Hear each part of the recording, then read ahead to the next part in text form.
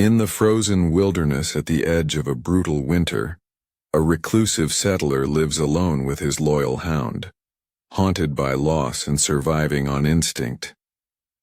While checking his trap line one morning, his dog stumbles upon a pregnant mail-order bride lying unconscious in the snow. Taking her in could cost him everything, his safety, his solitude, even his life, but he doesn't hesitate. He carries her home, delivers her baby, and shelters them both. What he doesn't know is who she really is, and the truth will change his life forever. Before we dive in, tell us in the comments, where in the world are you watching from? The snowstorm howled like a wounded beast across the Wyoming territory, flaying the skin off trees and tearing at the cabin roofs with icy claws while far from any trail or map. A solitary figure named Jedediah Kane trudged through knee-deep drifts with only his hound Boone for company, rifle slung across his shoulder and a heaviness in his bones that no fire could warm. For Jedediah wasn't a man who hunted animals anymore. He hunted silence. Solitude, something close to peace, but the past trailed him like smoke, bitter and choking. And that morning, just before dawn's light bled through the trees like a wound, Boone began barking, sharp, rapid, alarmed in a way Jed had never heard before. And when Kane followed, pushing through frost-hardened branches and cursing under his breath, he didn't expect what he saw. A woman in white collapsed in the snow, skin pale as bone, hair tangled with ice. One hand curled around her swollen belly as if trying to shield the life inside from the storm's merciless bite. And Boone whined, pawing her dress, circling her like he'd found kin, not quarry, and though Jed's instinct screamed to turn back to avoid entanglement, to keep to his isolated life of trapping and surviving and forgetting, something about the fragility of that woman's form, how she didn't shiver because she couldn't anymore, pierced through his barricaded heart, and he dropped beside her, pulled off his heavy coat, and pressed 2 fingers to her neck where a flutter of life still beat, barely, like a candle gasping for air. And with gritted teeth and arms grown too used to carrying only burdens, he lifted her and trudged the long mile back to his cabin, every step a battle against wind, memory, and fear, while Boone padded ahead like a guardian sent from somewhere holier than Jed deserved. And when he laid the stranger on his cot beside the fire, her lips were cracked, her fingers frostbitten, her dress soaked through and torn like she'd escaped something violent, and he worked with trembling urgency, rubbing her hands with hot cloth, spooning melted broth into her mouth and whispering to no one in particular, "Don't you die here, not after Boone found you, not after all this."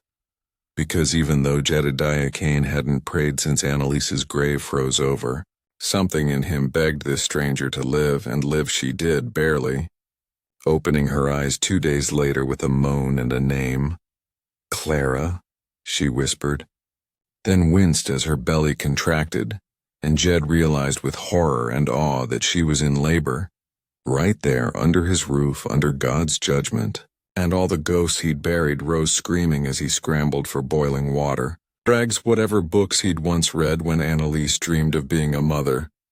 And for hours he stayed at Clara's side as she screamed and pushed and bled, until finally, slick and furious and very much alive, a baby girl emerged into Jed's shaking hands, crying for the both of them. And as Clara collapsed in exhaustion, tears streaking her dirt-smeared cheeks, she whispered, "You saved us," and Jed, stunned, could only nod and say, "She's beautiful," though what he meant was, "I thought I was dead inside." But he couldn't form the words. So instead he swaddled the child in his only clean shirt and sat vigil while mother and daughter slept, asking himself how this had happened, why fate had placed this woman and her child in his path, and what kind of man he'd have to become to deserve either of them. Over the days that followed, Clara healed slowly, her strength returning in fragments, and she began to tell him her story in broken pieces over broth and silence. How she'd been promised as a mail-order bride to a rancher in Dry Hollow. A cruel man who, upon discovering her pregnancy, had beaten her senseless and cast her out like spoiled meat, calling her a harlot and worse, and how she'd wandered through the woods for 3 days with nothing but desperation. And the letter her fiancé had written before dying in a railroad collapse back east. A letter soaked in tears and hope and promises never kept. And Jed listened without judgment, just as Boone sat always beside her like a sentinel carved from loyalty. And slowly, wordlessly, the three of them began to form something like a family, Jed chopping wood with more purpose, fixing the roof with less bitterness, even building a small cradle from leftover lumber and lining it with wolf pelts. And though Clara never asked for more than shelter, her eyes followed him with a softness that unsettled him, made him feel like a man again, not just a ghost in a hunter's body, but that fragile piece shattered one late morning when a rider appeared at the edge of the trees, gun drawn, eyes hard, demanding Clara be returned to her husband, and Jed stepped outside without a word, Boone at his heel, and stared the man down until he laughed and spat. "You gonna die for a used-up whore?"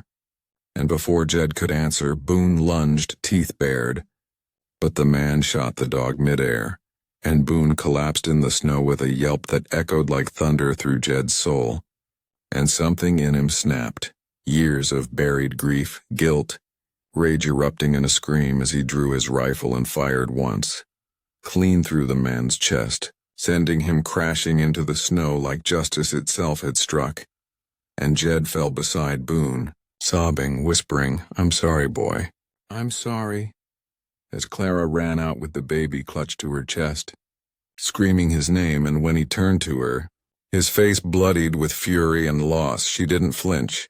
She knelt beside Boone, kissed his head and said, "He died saving us, just like you did." And that night after they buried Boone beneath the oldest pine, Jed sat by the grave and told Clara everything. About Annalise, about the war, about the child they'd lost to fever and the man he'd become since.